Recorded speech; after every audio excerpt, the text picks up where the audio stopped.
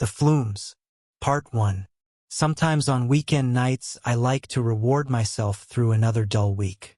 This usually always consists of drinking, smoking, and cranking up my music as I sit inside my garage, which is equipped with a couch, table, and television. My own little man cave.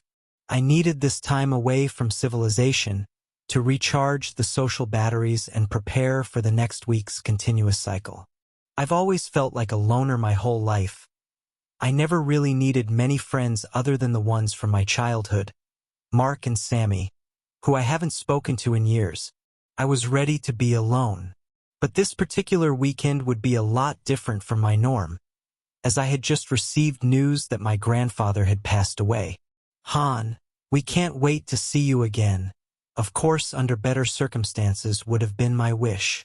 My mom said over the phone. I hadn't seen my folks for a few years. I finally broke free from them and never looked back. Nothing against them, they were wonderful parents. But the town I moved to as a kid held many dark secrets, things I never got answers to. At least I could look my old friends up while I was down there. I always felt bad about leaving them behind, but I had to. I agreed with my mother over the phone and told her I'd see her in the next couple days. As I looked around my sanctuary, I grew ashamed that I didn't want to leave it. It was Friday night, and I had to leave early in the morning to make it there by Sunday. A rainstorm ensued as I closed up the garage to go pack my things. Some rather dark events took place when I was a kid, including my little sister going missing, never to be found. The story hosts many twists and turns, centered around strange tunnel systems connected to the caverns under the town of Linsville. It all starts when I was 11 years old, when my family and I moved to this town for my dad's job. Linsville hosted a strange mixture of woods, creeks, and mountain-like caverns. I was amazed at how much there was to explore here, and suddenly found myself excited for this new chapter of my life. It was the beginning of summer, and I had the next few months to explore my new surroundings before the school year started. As we pulled up to our new house, I found my eyes glued to a lake behind it. This was amazing. It wasn't until I saw the flyer posted on the power line next to the road that I got an uneasy feeling. The flyer advertised a missing boy, Davy Sullivan. He must have been around my little sister Grace's age, maybe older. I also had an older brother, Tommy, who was 3 years older than me, and an asshole and a bully my whole life until the day Grace went missing. Us kids got to choose our rooms, which meant I got whatever room was left as Tommy carried me out of my first choice. But I didn't mind. I just couldn't wait to check out the giant lake. After picking our rooms, I helped Grace around the backyard, per my parents' request, and was finally freed of my burden, able to explore my new home. As the lake connected to most of the surrounding houses neighboring us, most nights consisted of everyone coming to their decks and having mass cookouts, parties, etc. It was our first night there that we met the entire neighborhood, and I met Mark and Sammy, 2 boys my age whose parents both befriended mine. What first felt like a forced friendship soon bloomed into a ripe and blossoming one, as we soon became inseparable. They soon brought me to the Flumes, a spot they knew of hidden deep in the caverns, which also hosted a dark legend.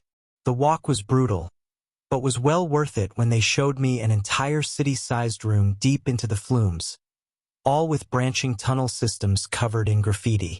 This place was awesome, but my new friends warned me not to go too deep into it, that's how kids wound up going missing. They then told me the legend of the Flumes, Mark being ever so serious and Sammy mocking him silently in a goofy face.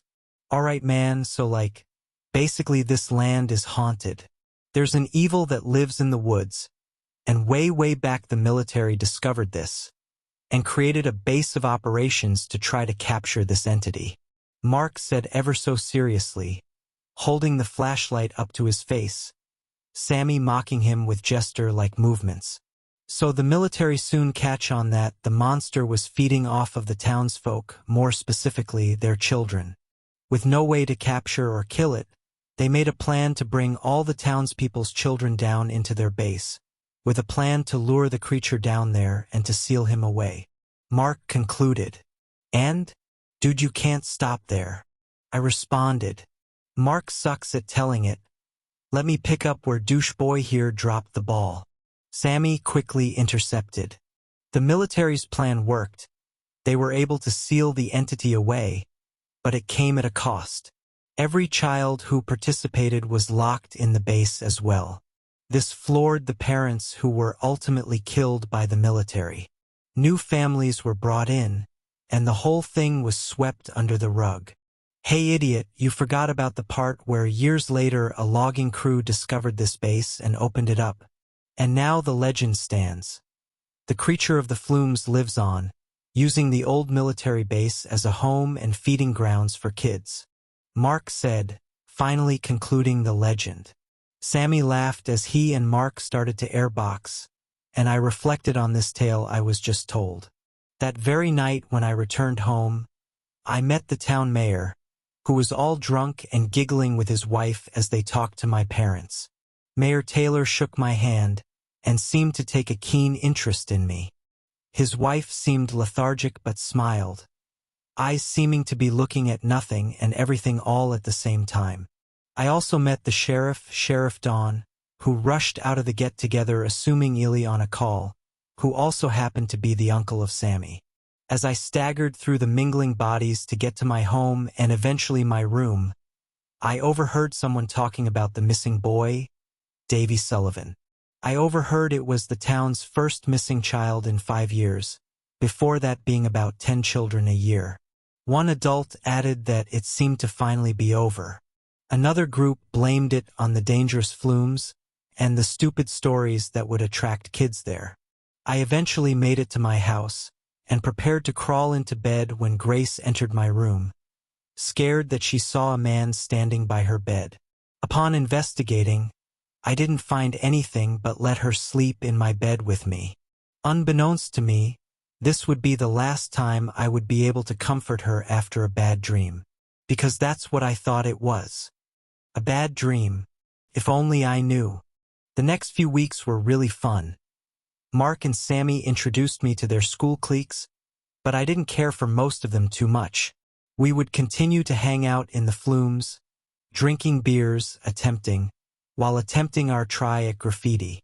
Another group came down as we were doing our thing, and it was my brother Tommy and his crew of ignorant followers he had quickly accumulated. "What's up, losers?" Tommy shouted as he threw rocks at us, making his way down into the Flumes. Mark and Sammy didn't talk, as Tommy made his way around them both. "Sammy, your uncle is the sheriff, right?" he added.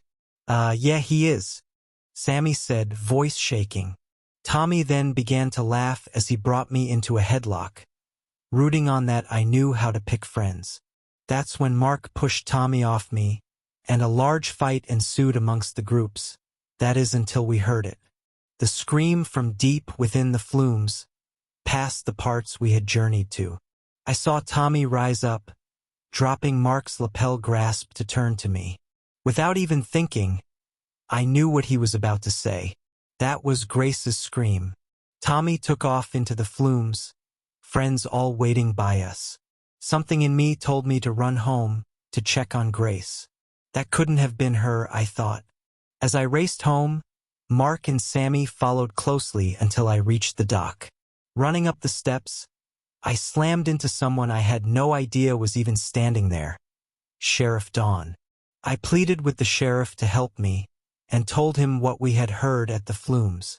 After letting me know that the area was off limits, he assured me he would send units.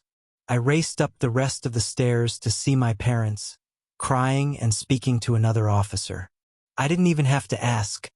I knew what was happening. Grace was gone, which would make her this year's second kid gone missing in Linsville. It was happening again.